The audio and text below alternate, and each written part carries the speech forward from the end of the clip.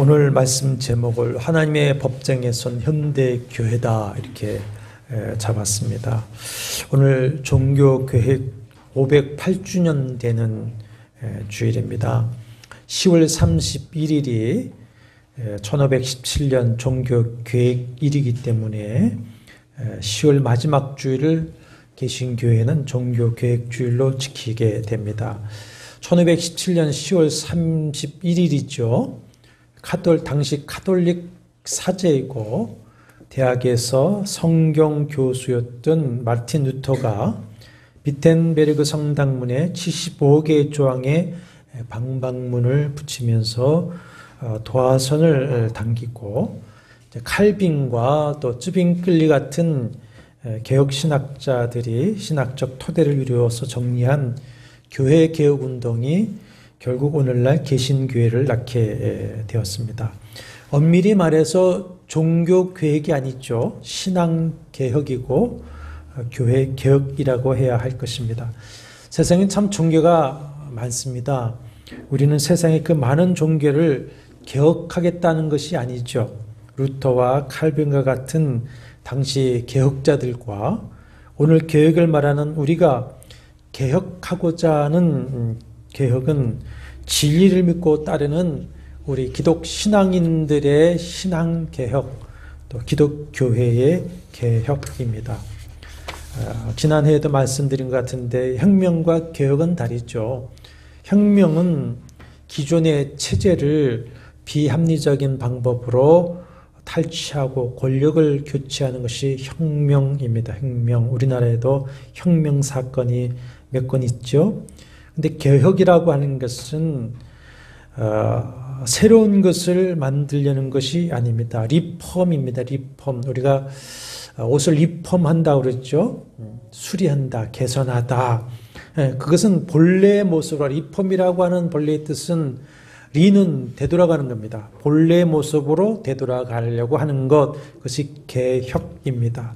그러니까 혁명이란 다른 사람을 내가 바꿔서 고치겠다는 것이지만 개혁은 나를 쳐서 고치는 것입니다. 그러니까 종교개혁사는 혁명이 아니라 개혁이죠. 신앙개혁, 종교개혁 운동은 새로운 것을 만들자는 것이 아니라 성경 본래의 신앙과 교회로 돌아가자는 회복을 위한 회개 운동이었습니다. 당시 마틴 루터나 개혁자들 역시 새로운 종교, 신교를 만들려고 했던 것이 아닙니다. 성경 진리에서 벗어난 것이 많은 교회를 개혁하고자 했던 것이죠. 그러나 교황주의자들이 받아들이지 않고 박해를 하기 때문에 종교 개혁자들은 결국 가톨릭 교회를 떠나서 새로운 교회를 세울 수밖에 없었고 그것이 개신교회가 된 것입니다. 500년 전 개혁자들은 부패한 교회와 왜곡된 신앙으로부터 교회와 성도를 구원하기 위하여서 5가지 오직을 외쳤습니다. 오직 성경으로, 오직 믿음으로, 오직 은혜로, 오직 예수 그리스도로, 오직 하나님의 영광을 위하여 5가지 솔라를 외치며 계획해서 교회와 성도를 참 구원의 자리로 인도했습니다. 그리고 당시 종교 교육자들의 모토는 개혁된 교회는 항상 개혁되어야 한다. 그렇습니다. 개혁된 교회는 항상 개혁되어야 한다. 왜냐하면 구원받은 성도라 할지라도 인간은 여전히 부패하고 타락한 본성을 가지고 살아가고 있기 때문에 인간의 그 탐욕을 위해서 진리를 왜곡하고 신앙과 교회를 타락시킬 수 있기 때문에 그렇습니다. 그러므로 개혁교회는 성경의 진리를 보수하되 항상 자신의 신앙과 교회를 개혁해야만 합니다. 늘 우리는 성경의 거울 앞에 서야 합니다. 그렇지 않으면 하나님의 심판의 법정 앞에 서게 될 것입니다. 우리 장로교회를 미국이나 카나다나 호주나 또 우리 한국 등지에서는 장로교회라고 했죠. 장로교회는 장로를 목사와 시무장로 두 반장로를 통해서 교회를 치리한다 해서 장로교회인데, 근데 유럽에서는 장로교회란 말을 쓰지 않고 개혁교회랍니다. 개혁교회. 근데 현대의 장로교회를 비롯한 개신교회, 개혁교회가 이 개혁교회의 정신을 이어가고 있는 것인지, 성경신앙과 교회를 지켜가고 있는 것인지, 우리 자신의 모습에서 스스로 참담한 의문을 제기할 수밖에 없는 현대 교회와 교인들의 모습입니다. 종교개혁자들이 생명을 희생하면서 싸웠던 그 세속화와 혼합주의 유혹에 깊이 빠져 있습니다. 그래서 교회의 주인이신 예수 그리스도께서 계시록 3장에서 사대 교회에게 책망하신 말씀, 사대 교회의 사자에게 편지하느라 하나님의 7 영과 7 별을 가지신 이가 이르시되 내가 내 행위를 아노니 내가 살았다는 이름은 가졌으나 죽은 자로다. 너는 일깨워 그 남은 바 죽게 된 것을 굳건하게 하라. 내 하나님 앞에 내 행위에 온전한 것을 찾지 못하였느니 그러므로 내가 어떻게 받았으며 어떻게 들었는지 생각하고 지켜 회개하라. 만일 일깨지 아니하면 내가 도둑같이 이르리니 어느 때에 내게 이르를지 내가 알지 못하리라 하신 그 말씀 그대로 책망의 말씀을 들을 수밖에 없는 참 참담한 모습이라고 목사로서 자인할 수밖에 없습니다. 당시 아시아 7교회는 굉장히 번성한 교회였습니다. 화려해지고 성도가 많아지고 또 디모데후서 3장 5절 말씀처럼 경건의 모양을 잘 갖추는 교회였지만 경건의 능력은 부인하는 자들이 되어버렸습니다. 그래서 세상에 빛과 소금이 되지 못하고 오히려 버려진 소금처럼 세상 사람들에게 밟히고 또 말 아래 둔 등불처럼 가물가물 꺼져가고 있는 현실이 현대 교회의 모습입니다. 한편 교인들에게서 참 진리를 알지 못하여서 행하는 잘못된 신앙의 모습을 발견합니다. 그게 뭐냐? 교회에 대한 무관심, 복음 사명에 대한 무관심입니다. 현대 교인들은 시대적 흐름과 같이 너무 개인 신앙화 되어버렸습니다. 개인 신앙화. 이제 저 역시 조국 교회와 우리 교회 회복과 부흥을 말하고 간절히 간구하지만 말하고 간구하는 것만으로 되지 않습니다. 어떻게 해야 될 것이냐? 우리가 말씀의 거울 앞에 서서 스스로 개혁되지 않으면 하나님의 법정 앞에 서게 될 것입니다. 하나님의 계시의 말씀인 성경은 무엇을 그러면 어떻게 하라고 말씀을 하시고 있습니까? 오늘 본문 3은 히브리서 9장 10절에 보시면 개혁이라고 단어가 있죠. 이런 것은 먹고 마시는 것과 여러 가지 씻는 것과 함께 육체의 예법일 뿐이며 개혁할 때까지 맡겨둔 것이니라 그랬습니다. 개혁이라고 하는 번역한 디오로도시스라고 하는 말은 개량, 개선, 회복, 개혁 의미입니다. 성경에 여기가 유일한 게 나오는 단어입니다. 개혁, 디오로도시스. 이 10절 말씀은 두 가지를 담고 있습니다. 먼저는 구약의 옛 언약과 성전과 제사를 예수 그리스도께서 하나님의 어린 양으로 오셔서 십자가의 피로 개혁한 것이다. 이런 말씀입니다. 옛 언약이 새 언약으로 개혁되었다. 성전 건물이 살아있는 참된 성전인 예수 그리스도와 그의 몸된 교회로 개혁되었다. 짐승의 제사가 영과 진리의 참예배로 개혁되었다. 그런 말씀입니다. 그리고 예수 그리스도께서 재림하셔서 세상을 온전히 구원하실 때까지 그 계획의 사명을 주님의 몸된 교회와 성도들에게 맡겨두신 것이다. 이렇게 말씀하시는 내용입니다. 그러므로 예수 그리스도의 교회와 성도는 그리스도께서 다시 오실 때까지 항상 개혁되어져야 되고 개혁하는 사명을 감당해야만 합니다. 이것을 9장 8절에 보면 성령이 이로써 보이신 것이다 했습니다. 성령께서 계시하여 주신 것, 증거하여 주신 것이라고 하는 말씀이죠. 모든 성경은 하나님의 감동으로 된 것입니다.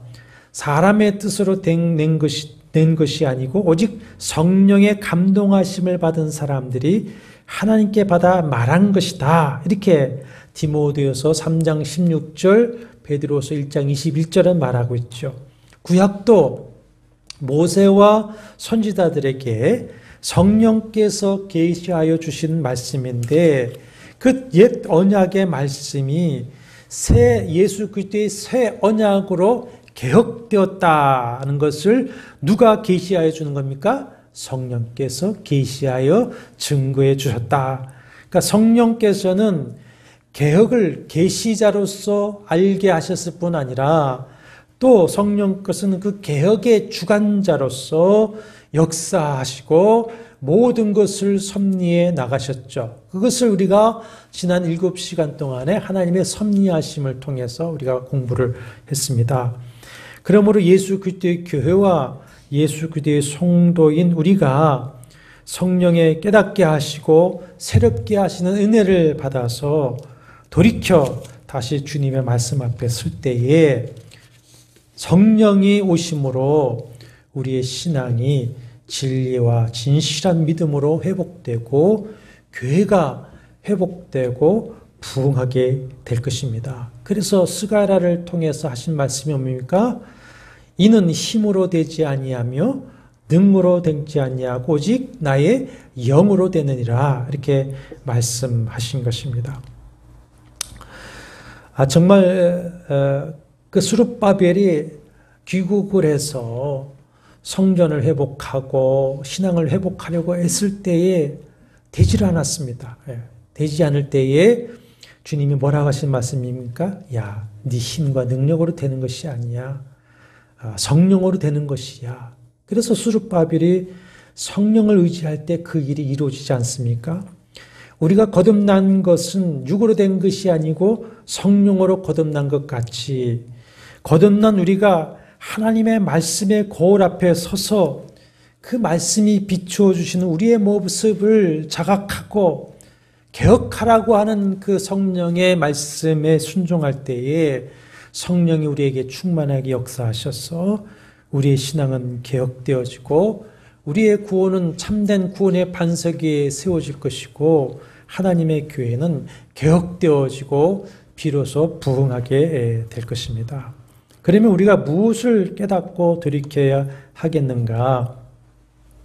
1517년 마틴 루터 신부가 교회 문 앞에 75개 조항의 방방문을 붙였는데 이것은 루터가 기소문을 쓴 것과 같습니다. 기소문 아시죠? 고발장과 같은 거죠. 가톨릭 교회를 하나님의 법정, 진리의 법정에 세운 것이다. 말씀의 진리 앞에 세운 것이라 할 것입니다. 그것이 신앙과 교회의 개혁을 일으키게 되었습니다. 그런데 마틴 루터와 같은 심정으로 21세기 현대 교회를 성령의 거울 앞에 세우고 하나님의 법정에 고소하는 기소문을 쓴 목사가 있습니다. 폴 워셔라고 하는 목사입니다. 인터넷에서 유튜브에서 폴 워셔라고 하고 치면은 그의 설교를 많이 들을 수가 있습니다. 참 권장할 만한 그런 설교자입니다. 그는 기독교 전통 속에 자라면서 9살 때에 신앙 고백을 하고 자신이 예수 믿고 구원받았다고 생각하고 자랐는데 그러나 삶 가운데 진정한 변화가 없었습니다. 그러던 중 대학 시절에 한 동료 학생을 통해서 자신이 얼마나 죄인인지, 그리스도께 자신을 굴복시키지 않으면 얼마나 비참한 상태에 있는 것인지를 깨닫게 되고 마침내 회심하게 됩니다. 그래서 대학을 마치고 신학대학원을 공부하고 페루에로 가서 10년 동안 오지 선교 활동을 하면서 하루에 10시간씩 성경을 연구를 하게 됩니다. 그러다가 현대 교회가 복음을 잘못 전하고 있다고 하는 것을 깨닫고는 참된 회개, 진정한 구원받은 신앙생활이 어떤 것인지를 아주 크게 강력하게 외치고 있습니다. 한번 들어보시면 얼마나 열정적으로 복음을 전하는지 모르겠습니다. 지금은 이제 미국에서 61년생입니다. 그러니까 60이 넘어서 이제는 미국에서 토착교회를 개척하는 선교 지원 단체를 이끌고 있는데, 그 2008년에 애틀란타에서 한 집회한 설교를 모아서 이 책을 냈습니다. 이 책. 현대 교회를 위한 10가지 기소장이라고 하는 이 소책자를 냈는데, 이 책의 내용은 현대 교회가 귀를 기울여야 할 마틴 루터의 반박 조문과 같은 내용입니다.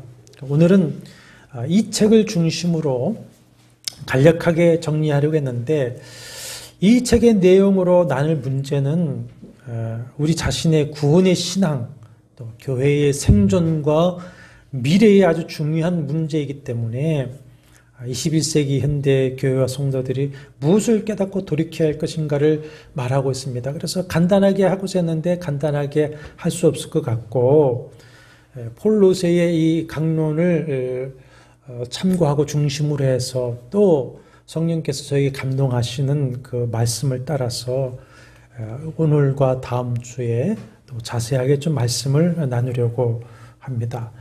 폴 로세는 현대 교회는 반드시 변해야 한다, 반드시 변해야 된다, 10가지 기소장, 고소문을 썼습니다. 우리가 하나님의 진리의 법정 앞에 서서 반드시 들어봐야 할 내용이라고 저는 생각됩니다. 폴 로세는 이 기소장이 자신이 쓴 것이 아니라 하나님께서 자신의 몸된 교회를 향해 던지는 아픈 마음의 외침이라고 강조하면서, 세상을 향해서는 이런저런 변명을 할 수 있겠지만 하나님의 기소 앞에서는 오히려 겸손히 우리가 죄를 인정하고 철저하게 회개하는 것만이 살 길이다라고 하는 것을 역설하고 있습니다. 그래서 이 기소장의 말대로 우리가 성경의 거울 앞에, 또 하나님의 법정 앞에서 우리에게 외치는 이 기소장의 내용을 청정함으로써 개인 신앙의 회복, 또 교회의 계획을 통한 교회와 복음의 부흥으로 나갈 수 있도록 성령께서 여러분과 저희의 마음을 겸허하게 다스려 주시기를 원합니다. 폴 로세의 기소장을 보면 종교 계획자들이 외쳤던 5가지 오직 있죠. 오직 성경으로, 오직 믿음으로, 오직 은혜로, 오직 예수 그리스도로, 오직 하나님의 영광을 위하여를 현대 교회와 교회 안의 목사와 교인들이 참으로 슬프고 참담하게도 다 범하고 있다고 하는 것을 깨달을 수가 있습니다. 이걸 다 범하고 있습니다. 10가지 기소를 하고 있는데, 첫 번째 기소장은 성경의 충분성에 대한 실질적인 거부다 그랬습니다. 성경의 충분성에 대한 실질적 거부다. 이것은 개혁운동의 가장 근본인 오직 성경이 무너졌다라고 하는 고소입니다. 성경이 무너졌다. 오직 성경이 무너졌다. 자, 우리가 잘 아는 말씀이지만 디모데후서 3장 한번 보시죠. 디모데후서 3장 15절에서 16절입니다. 성령께서 계시하신 말씀은 성경에 대해서 이렇게 선언을 하셨습니다. 346쪽에 디모데후서 3장 15절에서 17절, 또 어려서부터 성경을 알았나니 성경은 능히 너로 하여금 그리스도 예수 안에 믿음으로 말미암아 구원에 이르는 지혜가 있게 하느니라. 모든 성경은 하나님의 감동으로 된 것으로 교훈과 책망과 바르게 함과 의로 교육하기에 유익하니 이는 하나님의 사람으로 온전케 하며 모든 선한 일을 행할 능력을 갖추게 하려 함이라. 모든 이란 말에 한번 동글뱅이를 쳐보십시오. 현대 교회는 신학적으로는 성경은 정황무한 하나님의 말씀이다 라고 고백하지만 실질적으로는 오늘 본문이 디모데후서 3장 15절 17절에 선언하는 바와 같은 성경이 모든 것에 충분하다. 성경이 모든 것에 충분하다는 믿음을 버렸습니다. 성경은 완전합니다. 완전한 하나님의 말씀입니다. 그 성경의 완전성을 입으로는 고백하지만 실질적으로는 불신하고 있다. 성경은 오늘 말씀에도 보면은 우리의 구원과 성장과 온전하기에 충분하다. 성경 하나면 충분하다라고 하는데 그거를 믿지 못하고 있습니다. 말씀이 교회와 성도를 해석해야 되고 그 말씀에 성도와 교회가 규정되어야 되는데 그 성경의 완전성, 충족성을 믿지 못하는 것이죠. 로마 카톨릭은 성경의 완전성, 충족성을 믿지 못하기 때문에 성경 위에 뭐가 있느냐 하면은 교회의 해석이 있습니다. 전통적 해석. 그리고 그 전통적 해석은 누구에 의해서 됩니까? 교황에 의해서 됩니다. 교황에 의해서 해석되어지고 교회 전통에 따라서 말씀이 해석되어지고 교회가 그렇게 되어야 된다라고 하는 것입니다. 그런데 그것을 종교교육자들이 오직 성경으로 다시 돌아왔죠. 그런데 다시 현대교회가 하나님의 사람과 하나님의 교회를 온전하게 하는 데 있어서 성경만으로는 부족하다고 여기고 그렇게 행동들을 하고 있습니다. 그래서 교인의 성장과 교회의 성장 그리고 선교 사역을 위해서 말씀 앞에 서서 말씀이 하시는 대로 말씀하시는 대로 하지 못하고 뭘 도입을 하느냐? 세상의 경영학, 심리학, 사회학, 마케팅 전략, 인본주의적인 리더십 이론을 도입을 하고 있습니다. 예전에 어떤 이가 마케팅에 물든 부족한 기독교, 또 심리학에 물든 부족한 기독교라고 하는 비판책을 쓰기도 했고 교회에 들어온 세속적 리더십에 대한 비판책을 쓰기도 했습니다. 그래서 어떻게 교회를 세우고 성장시키며 어떻게 선교 활동을 해야 하는가, 어떻게 사람들을 교회로 인도해야 하는가 하는 것을 성경에서 묻고 찾는 것이 아니라 세상에서 묻고 그 방법을 찾습니다. 요즘에는 설문이 유행하죠. 네. 아주 오늘 한국은 이게 저기만 있는 것 같습니다. 정치만 있는 것 같은데 설문 방식이 유행하다 보니까 설문을 하는 겁니다. 세상 사람들에게 당신은 어떤 교회를 원하느냐, 어떤 교회에 다니고 싶은가 이런 설문을 하고 교인들에게도 어떤 설교를 듣고 싶은지, 교회에서 어떤 리더십을 원하는지, 교회가 어떤 프로그램과 어떤 예배를 하기를 원하는지 그것을 설문을 통해서 묻습니다. 그래서 그 자료를 가지고 이런 교회를 만들자, 이런 제도를 만들자, 이런 설교를 하자, 이런 예배를 하고 이런 내용으로 제자 훈련을 하자 하고 요즘에는 교회 컨설팅을 합니다. 교회 컨설팅. 그래서 요즘에 해마다 한국 교회의 트렌드, 2025년 한국 교회 트렌드, 2026년 한국 교회 트렌드라고 해서 설문조사를 해서 이런 교회 트렌드를 갖추어야 성장한다. 소위 교회 성장 전문가들이 또 해마다 새로운 트렌드를 내놓습니다. 새로운 트렌드를 아이디어를 내놓고 세미나를 하고 책을 팝니다.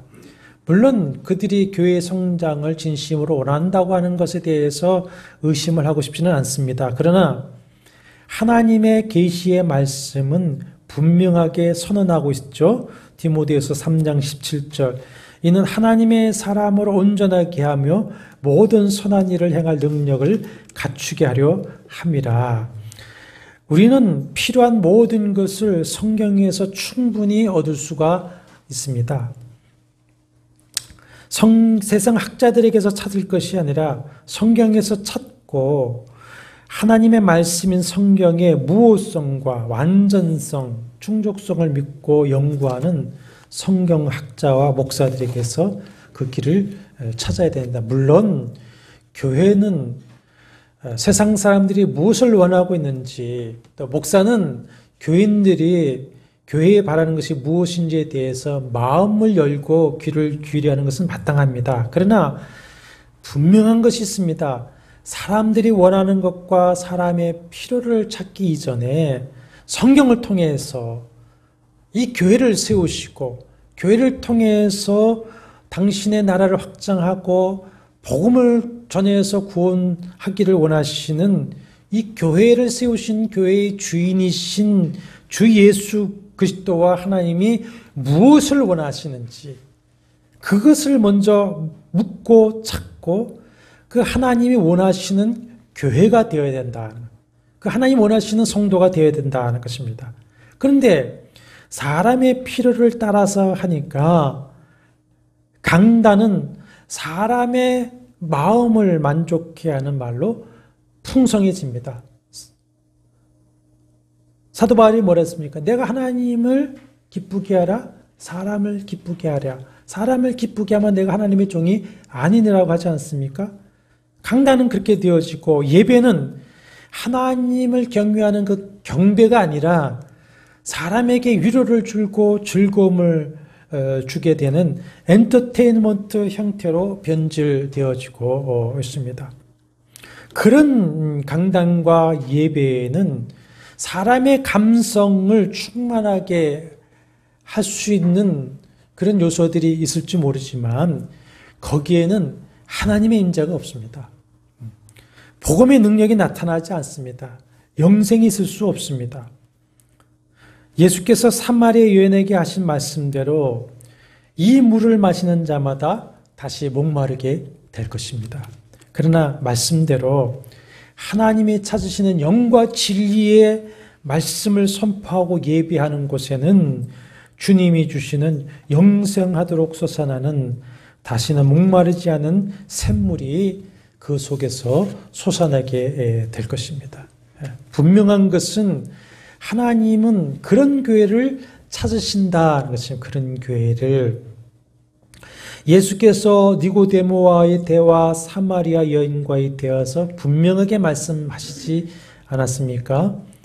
먼저 이제까지 유대교 장로의 전통을 지켜온 니고데모와의 대화에서 육으로 난 것은 육이요 영으로 난 것은 영이니 사람이 물과 성령으로 나지 아니하면 하나님 나라를 볼 수가 없다 하지 않았습니까? 그리고 사마리아 우물가에서 만난 여인이 내가 사마리아 이 산당에서 예배해야 되겠습니까? 아니면 예루살렘 성전에 가서 예배해야 하나님을 만날 수 있겠습니까? 이렇게 질문할 때에 주님 뭐라고 하셨습니까? 영이신 아버지 하나님은 영과 진리로 예배하는 자를 찾으신다. 이렇게 말씀을 하셨습니다. 교회는 세상에 무슨 제국을 건설하고 세상 사람들에게 인정받기 위해 부름받은 것이 아닙니다. 하나님을 영화롭게 하기에 부름을 받았죠. 복음을 전해서 택하신 백성을 세상에서 구원하기 위해서 부름받은 것이 교회와 성도입니다. 이 정체성이 분명하다면 우리는 다만 오직 성경으로 돌아가는 겁니다. 오직 성경으로 돌아가서 하나님이 원하시는 교회와 성도는 어떤 것인지 물어야 합니다. 어떤 것인지 물어야 됩니다. 하나님이 원하시는 메시지가 어떤 메시지인지, 하나님 원하시는 메시지가 어떤 것인지, 예배가 어떤 것인지를 묻고 그런 교회가 되어야 됩니다. 이사야 8장 한번 찾아보시죠. 이사야 8장 19절과 20절입니다. 이사야 8장 19절 20절 같이 읽어보시겠습니다. 어떤 사람이 너에게 말하기를 주절거리며 속살거리는 신접한 자와 마술사에게 물어라 하거늘 백성이 자기 하나님께 구할 것이 아니냐 산자를 위하여 죽은 자에게 구하겠느냐 하라. 마땅히 율법과 증거의 말씀을 따를지니 그들이 말하는 바가 이 말씀에 맞지 아니하면 그들이 정녕 아침 빛을 보지 못하고. 사랑하는 여러분, 거기 보면은 19절에 산자를 위하여 죽은 자를 구하겠느냐 그랬습니다. 하나님의 영으로 거듭나서 내 주 임마누엘 하시는 성령으로 살아가는 참된 교인으로서, 설교자로서, 목회자로서, 그리스도인으로서 우리가 밖으로 나가서 영적으로 죽은 자와 상담해야 되겠습니까? 거기서는 정녕 아침 빛을 보지 못한다 했습니다. 빛을 보지 못한다. 어떻게 하라는 겁니까? 누구에게 물어야 된다는 겁니까? 하나님께 구할 것이 아니냐. 우리가 오직 진리의 성령을 의지해서 상한 심령을 가지고 갈급한 눈물과 기도의 무릎으로 성경으로 돌아가서 하나님께 묻고 구하여야 합니다. 백성이 자기 하나님께 구할 것이 아니냐 그랬습니다. 그리고 20절 말씀대로 마땅히 율법과 증거의 말씀을 따라야 합니다. 그렇게 눈물로 씨를 뿌린 곳에서 나오는 열매가 가라지, 쭉정이가 아니라 진실한 생명의 열매일 줄로 믿습니다. 거기서 나오는 부흥이 사람의 부흥이 아니라 하나님의 부흥일 줄로 믿습니다. 그러므로 개혁자들이 외친 대로 오직 성경으로 돌아가야 됩니다. 폴 목사의 두 번째, 이 책에서의 두 번째 기소장, 고소문은 하나님에 대한 무지입니다. 하나님에 대한 무지. 사도행전 17장을 찾아보십시오. 폴 목사는 이 기소장에서 사도 바울이 그리스도 아덴에서 전도하면서 선포한 내용으로 시작하고 있습니다. 사도행전 17장 30절 31절 말씀 보십시오. 알지 못하던 시대에는 하나님이 간과하셨거니와 이제는 어디든지 사람에게 다 명하사 회개하라 하셨으니 이는 정하신 사람으로 하여금 천하를 공의로 심판 날을 작정하시고 이에 그를 죽은 자 가운데서 다시 살리신 것으로 모든 사람에게 믿을 만한 증거를 주셨습니다. 그렇습니다. 폴 목사는 뭐라고 고소를 하냐면 현대교회는 성경이 계시하시는 하나님에 대한 모든 속성을 균형 있게 가르치지 않는다. 이렇게 고소를 하고 있습니다. 그러면서 이제 폴 목사는 목회자들에게 먼저 묻습니다. 여러 달 시간을 들여서 하나님이 누구이신지 마지막으로 가르쳤던 때가 언제인가? 오늘날 교회에서 매주 가르치는 내용 중 하나님이 누구이신지와 관련된 부분은 얼마나 되는가? 묻고 성도들에게 묻기를 하나님의 속성에 대해 설교하는 집회에 마지막으로 참석한 것이 언제이냐? 이렇게 묻습니다. 그래서 저는 항상 그래도 성경 본문에서 하나님 어떤 분이시고 어떻게 일을 하시는가를 말하려고 애를 썼는데, 그러면 왜 하나님의 속성을 다 아는 것이 그렇게 중요한 것인가? 시편 50편을 찾으면서 한번 들어보십시오. 시편 50편 16절 보면은 악인들에게 하나님이 이르시되 어찌하여 내가 교훈을 미워하고 내 말을 뒤로 던지며, 그러면서 16절 이하에 보면은 여러 가지 악을 행하는 것에 대해서 지적을 하시면서 시편 50편 21절 22절에 가면은 이런 말씀을 하십니다. 내가 이 일을 행하였어도 내가 잠잠하였더니 왜 잠잠하십니까? 회개하고 돌아올 기회를 주시는 것이죠. 참고 기다리시는 것이죠. 네가 나를 너와 같은 줄로 생각하였도다. 그러나 내가 너를 책망하여 내 죄를 내 눈앞에 낱낱이 드러내라 하시도다. 하나님을 잊어버린 너희여. 뭘 잊어버렸습니까? 하나님을 잊어버린 너희여. 이제 이를 생각하라. 그러지 아니하면 내가 너를 찢으리니 건질 자가 없으리라. 그렇습니다. 그리고 고린도전서 15장 33절 34절 말씀에도 보면은 고린도전서 15장 33절 34절에도 속지 말라. 악한 동무들은 선한 행실을 더럽히나니 깨어 의를 행하고 죄를 짓지 말라. 하나님을 알지 못하는 자가 있기로 내가 너희를 부끄럽게 하기 위하여 말하노라. 자, 이 고린도전서 15장이나 또 시편 50편이나 이거 불신자에게 한 말씀입니까? 아닙니다. 신자인 우리에게, 백성된 우리에게 하시는 말씀입니다. 그런데 이 말씀대로 하나님의 백성인 하나님의 성도들 가운데에서도 죄악이 만연한 이유가 무엇이라고 말씀합니까? 하나님을 아는 지식이 부족하기 때문이다. 너희가 하나님을 바로 알지 못하기 때문이다. 그런 말씀입니다. 우리가 얼마 전에 말라기에서 전체를 강론을 했는데 하나님의 백성이라고 하는 이스라엘 사람들이 하나님과의 그 언약의 말씀을 깨트리면서 여러 가지 죄를 행하면서도 하는 말이 있었습니다. 우리가 어떻게 주의 이름을 멸시하였습니까? 우리가 어떻게 주를 더럽게 하였습니까? 우리가 어떻게 여호와를 괴롭혀 드렸습니까? 우리가 어떻게 주의 것을 도둑질하였습니까? 우리가 무슨 말로 주를 대적하였습니까? 이렇게 합니다. 오히려 말하기를 모든 악을 행하는 자는 여호와의 눈에 좋게 보이며 그의 기쁨이 된다 하며 정의의 하나님이 어디 계시냐? 심판이 없다는 거죠. 하나님을 섬기는 것이 헛되니 만군의 여호와 앞에서 그 명령을 지키며 슬프게 행하는 것이 무엇이 유익하리요?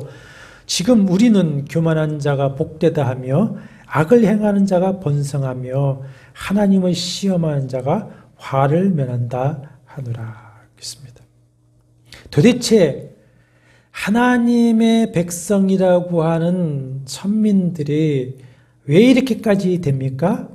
하나님이 어떤 분이신지 모르기 때문에 그렇습니다. 하나님의 거룩하신, 하나님의 절대 주권자 되심, 하나님이 죄를 미워하시고 죄에 대해서 진노하신다고 하는 하나님의 공의로우심, 그럼에도 불구하고 자기 아들을 죽이기까지 사랑하신다고 하는 그 하나님의 성품을 알지 못하기 때문이다. 오늘날 교인들이, 목사들이, 교회들이 말씀을 멸시하면서 부패하고 타락합니다. 세상에서도 세상의 정의로운 법조차 불의한 법은 우리가 따를 수가 없죠. 그러나 정의로운 법은 지켜야 되는데 그 정의로운 법조차 어기면서 불법하고 편법으로 이익을 취하여서 세상 사람들에게 오히려 손가락질을 당하는 행위를 하는 것은 하나님에 대한 무지 때문입니다. 무지. 하나님을 우리가 진실로 알면 그렇게 하지 못합니다. 그렇게 살지 못합니다. 그런 무지는 심판과 재앙을 자초하게 되는 것이죠. 그런 사람들, 그런 교회들 보십시오. 결국 무너지고 맙니다. 무너지고 맙니다. 그래서 호세아서에 보면은 4장 6절에서 주님께서 이렇게 말씀하시죠. 내 백성이 지식이 없음으로 망하는도다. 뭐가 없어서 망합니까? 여호와에 대한 지식이 없어 망하는도다. 네가 지식을 버렸으니 나도 너를 버려 내 제사장이 되지 못하게 할 것이요. 네가 네 하나님의 율법을 잊었으니 나도 내 자녀들을 잊어버리겠다. 그래서 호세아 선지자는 이제 6장에 가면은 그러므로 여호와라는 지식이 없으므로 이렇게 망하기 때문에 그러므로 여호와께로 돌아오자. 여호와를 알자. 힘써 여호와를 알자. 여호와께 돌아오는 것이 뭐라고 말씀합니까? 여호와를 아는 것이다. 아는 것이다. 여호와를 아는 것이 돌아오는 것이다. 사랑하는 성도 여러분, 하나님을 아는 것이 영생입니다.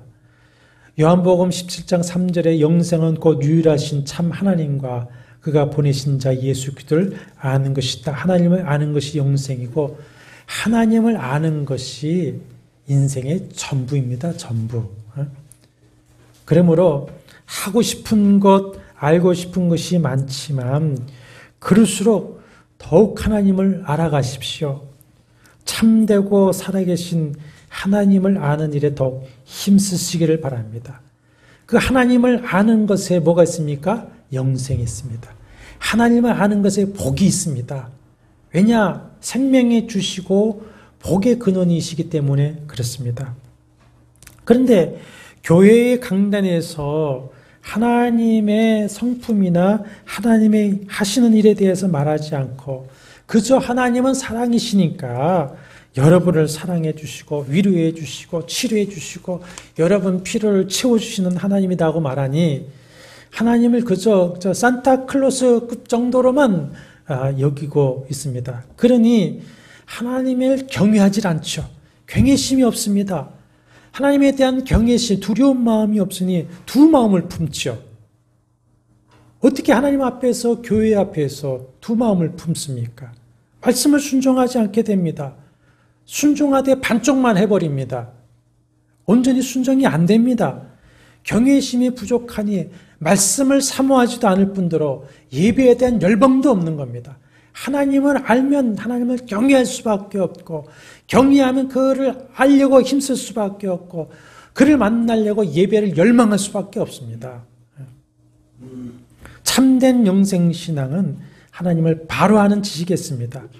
우리의 믿음이 반석 위에 서서 주님이 우리에게 주신 이 하나님의 나라 천국을 누리는 신앙은 하나님을 바로 아는 지식에 있습니다. 우리 교회의 개혁을 통한 부흥, 저는 정말 우리 교회가 개혁되어지고 부흥하기라. 저는 지난 2년 동안에 눈물로 기도했습니다. 그러면서 깨달은 것이 있습니다. 하나님 우리 교회를 거룩하게 하신다. 나를 거룩하게 하신다. 그리고 남은 그루터기를 들어서 다시 일으키신다. 그 기도를 했습니다.